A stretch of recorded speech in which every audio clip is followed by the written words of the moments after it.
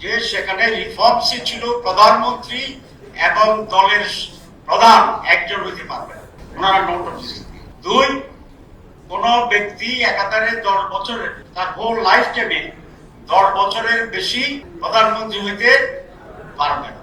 এগুলো যদি অ্যামেন্ডমেন্ট হয় তাহলে স্বৈরাচারী চরিত্র এবং স্বৈরাচার হিসাবে আবির্ভূত হওয়ার সুযোগটা থাকে না। তো এটার বিরোধিতা করা মানে কি? যেমন তারা আবারও স্বৈরাচার হওয়ার একটা চিন্তা ভাবনা মাথায় আসে।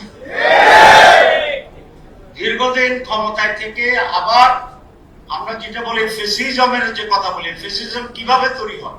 ফেসিজম তো আকাশ থেকে পড়ে না।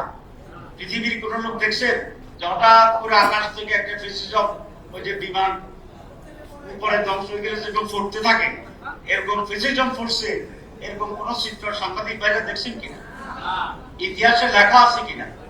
কোন সাক্ষী আছে কিনা? তো ফেসিজম তো নিজ মাটি থেকে, শাসন থেকেই গড়ায় কখন? যখন এক ব্যক্তির হাতে অসম ক্ষমতা থাকে। আমরা তো সেটাই চেঞ্জ করে দিয়েছি, দেশ মানুষ তো সেটাই চাচ্ছে।